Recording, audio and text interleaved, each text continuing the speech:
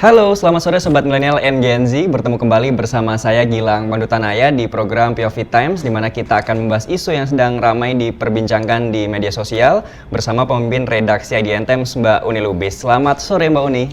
Sore Gilang, sore juga teman-teman Sobat Milenial dan Gen Z. Semoga kalian sehat ya. Semoga sehat selalu. Mbak Uni, satu tema yang akan dibahas di POV Times kali ini, yakni baru saja di hari Senin kemarin terjadi tragedi ledakan saat proses pemusnahan amunisi di Cibalong, Garut yang menewaskan belasan orang, di mana salah satu beberapa ini merupakan warga sipil. Nah, melihat tragedi ini Mbak, bagaimana? Ya, Gilang, jadi atas nama redaksi IDN Times, saya mengucapkan turut berduka cita mendalam atas jatuhnya korban jiwa dalam ledakan yang ditujukan untuk memusnahkan amunisi yang sudah kadaluarsa ya.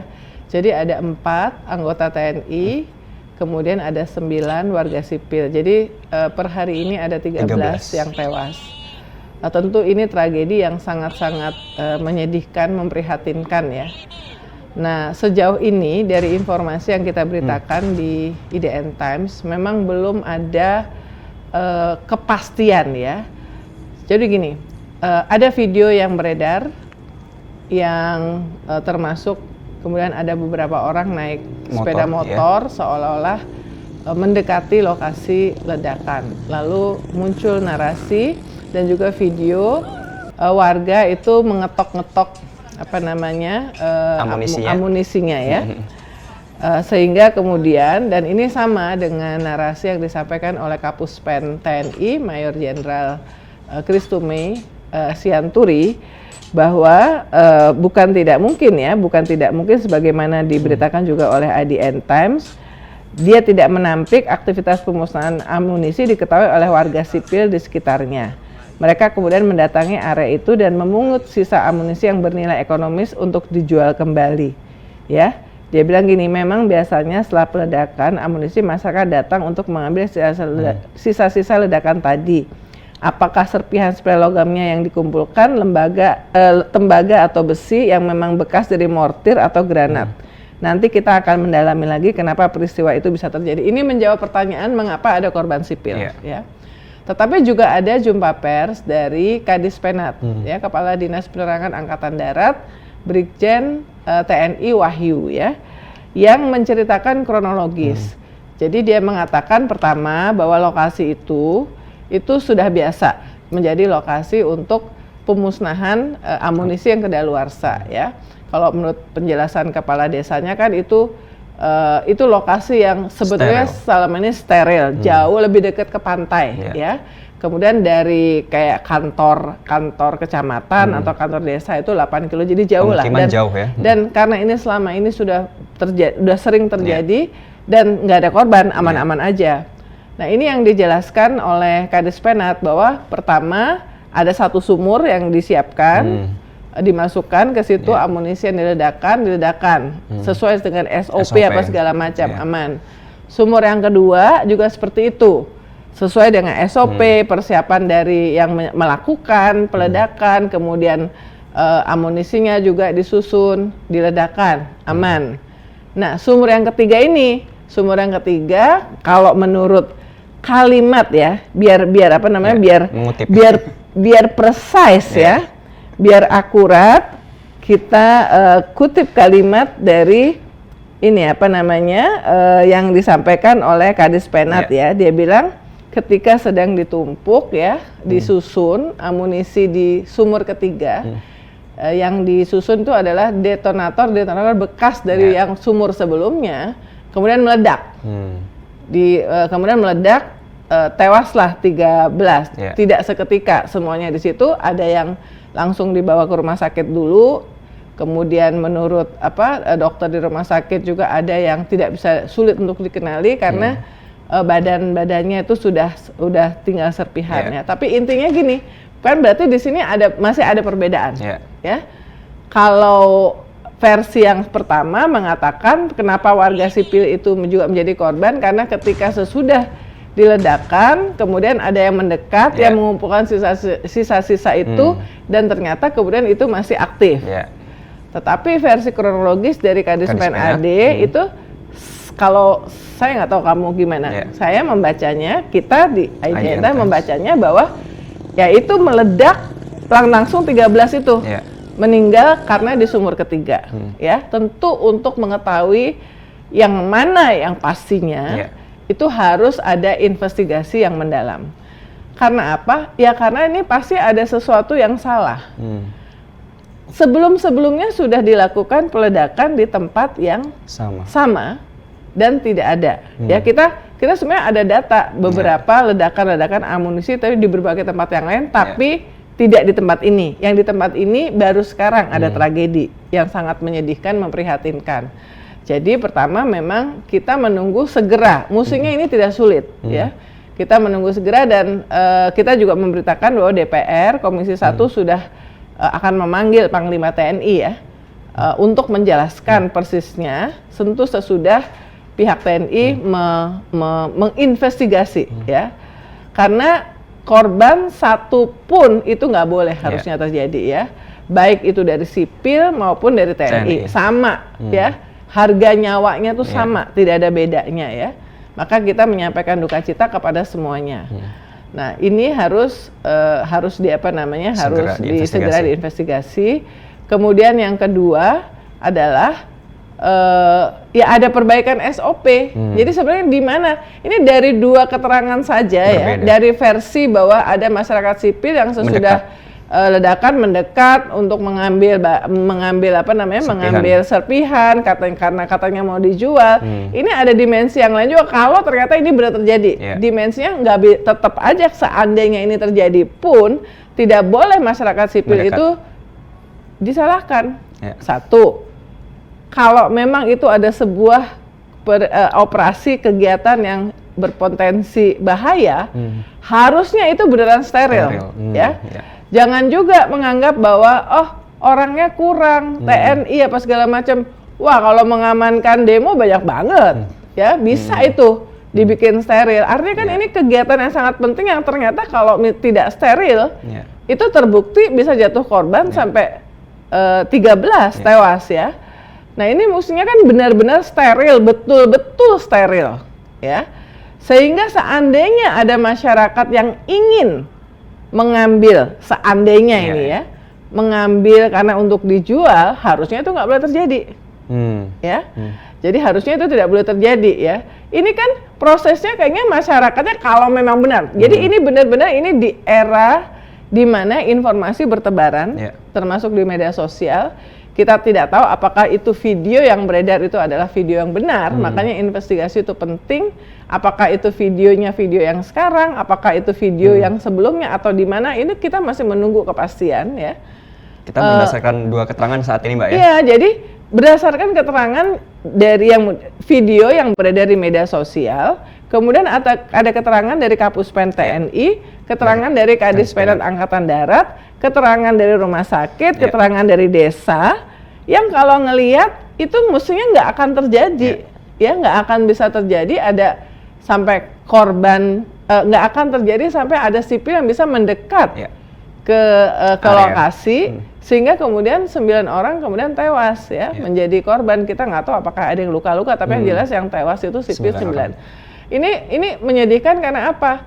Kalau itu benar, ya nggak bisa disalahkan juga. Satu, mereka nggak paham. Kedua, yaitu menunjukkan betapa perlunya mereka untuk mendapatkan uang, sehingga mereka harus nekat, mengambil resiko untuk mengambil. Itu kalau benar, ya itu kalau benar memang narasinya adalah sesudah terjadi ledakan ada sipil yang mendekat kemudian mengambil sisa-sisa serpihan untuk dijual.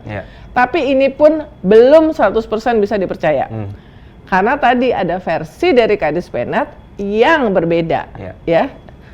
Sumur 1 oke, sumur 2 oke, sumur 3 meledak, 13 tewas. Nah, kita menunggu segera investigasinya, ya. Tapi ini adalah saya rasa pukulan yang berat juga buat TNI, ya. Di sisi lain kita melihat memang TNI ini lagi banyak jadi berita nih, ya. Kita juga kemarin di saat yang sama tuh sedang ramai memberitakan soal telegram ya, berdasarkan perintah dari Panglima TNI, maka Kasat kemudian mengerahkan anggota TNI untuk menjaga di kejaksaan, sampai ke kejaksaan tinggi, sampai kejaksaan negeri ya.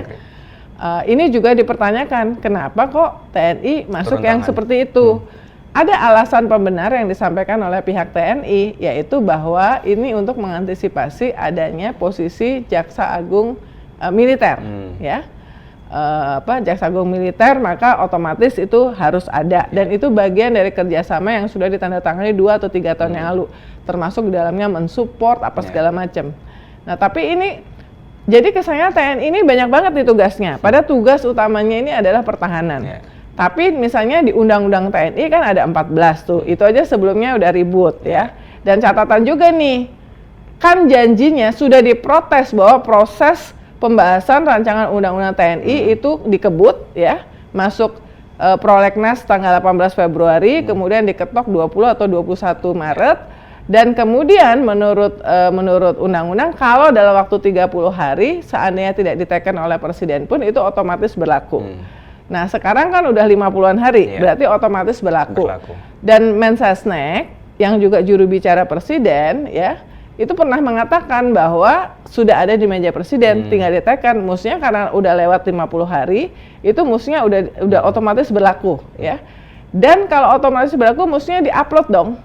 Waktu kami wawancara tanggal 6 Februari wawancara dengan Presiden di Hambalang, itu juga dipertanyakan kenapa bahkan ketika masih menjadi draft Undang-Undang TNI, kemudian sekarang juga ada Undang-Undang Polri, Undang-Undang Penyiaran, Undang-Undang Kejaksaan, kenapa kok draftnya itu tidak di-upload katakanlah di websitenya DPR, sehingga kemudian masyarakat bisa melihat dan bisa memberikan masukan memberikan masukan, sehingga kita tidak dikata-katain nih bahwa seperti waktu pas RUU TNI bahwa ternyata pakar-pakar dan media itu ternyata membahas rancangan undang-undang yang hoax katanya, bukan yang sebenarnya. Nah, karena memang tidak diposting. Why? Kenapa harus seperti itu ya? Katanya akuntabilitas, transparansi. Nah, sekarang udah jadi undang-undangnya dengan segala protes, demo dan segala macam, pokoknya nggak didengar. Akhirnya undang-undangnya udah jadi, udah berlaku nih, udah 50 hari ya sejak 20 atau 21 Maret, mestinya kalau udah jadi, apa masalahnya kenapa belum di-upload? Ya. Karena dari situ masyarakat akan melihat, bener nggak cuma 3 pasal yang berubah, pasal 3, pasal 47, dan pasal 53, ya. Dan seberapa jauh sebetulnya kewenangan TNI untuk masuk ke berbagai tugas-tugas yang di luar pertahanan. Sekarang kan ada nih, kejaksaan, ngejagain, ya.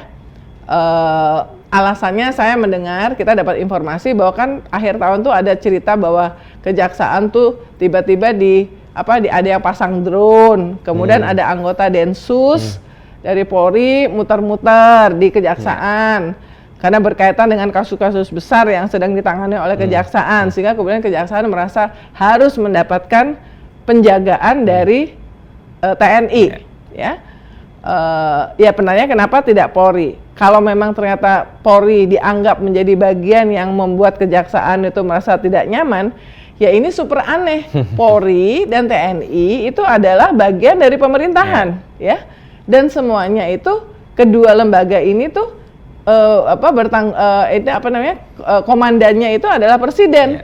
Artinya kan Presiden harusnya bisa memastikan bahwa kejaksaan pada saat menangani kasus-kasus dan semuanya dari pusat sampai daerah nggak boleh ada yang melakukan intimidasi, intervensi dan intimidasi, ya.